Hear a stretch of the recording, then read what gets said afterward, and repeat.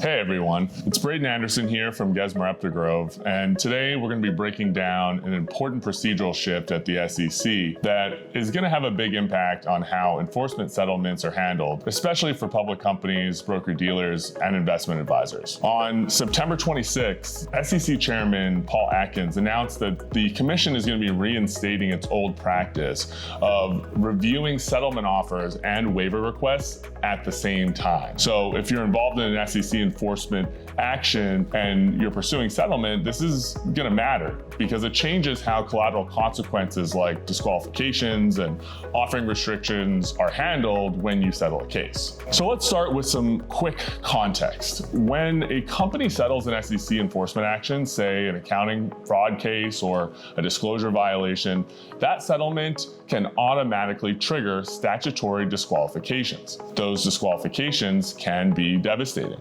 They can cause a company to lose its WKSI status, well-known seasoned issuer, lose Reg D and Reg A exemptions, or even get barred from serving certain functions under the Investment Company Act. So to keep operating normally, companies often have to request a waiver from the SEC. And historically, the Commission would review that waiver request at the same time that it reviewed the proposed settlement, looking at the overall picture. That was the policy under Chairman Jay Clayton back in 2019, but in 2021, under Acting Chair Allison Herron-Lee, the SEC changed course and split those reviews apart, meaning you had to finalize settlement before you could even request the waiver. That process slowed things down, created some uncertainty for clients, and sometimes made companies reluctant to settle at all because you don't really know what's going to happen. Now, fast forwarding to today, Chair Atkins and the current SEC have officially brought back the simultaneous review policy. Here's how it works now. If a company or individual submits a settlement offer that includes a contemporaneous waiver request, the staff will present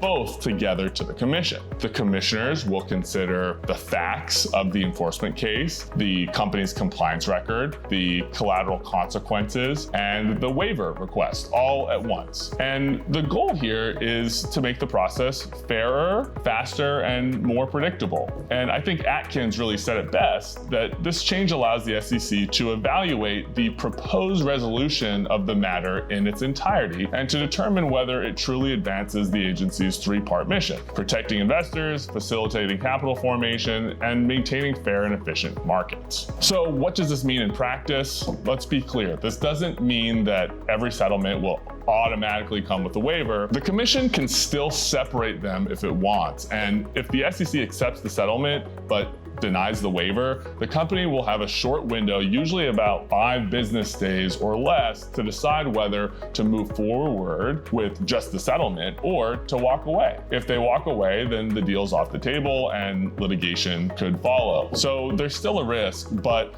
the efficiency and coordination benefits are significant. For companies navigating complex enforcement actions, especially those in regulated industries like broker-dealers, asset management, fintech, crypto, this change should make it easier to resolve cases comprehensively and with more certainty around collateral impacts. In terms of broader implications, Chair Atkins framed this move as a return to normal, restoring the Commission's longstanding practice before 2021. But it also signals a broader trend. This SEC wants to modernize its enforcement procedures and remove unnecessary friction from the settlement process. It's part of a wider effort to balance accountability with efficiency, giving regulated entities and individuals a clear path to settle, comply, and then move forward. So Atkins emphasized that the staff reviews of waiver requests will still be rigorous, consistent with prior guidance from Harvey Pitt's 2014 Citigroup amicus brief and Mary Jo White's 2015 statement on disqualification and waivers.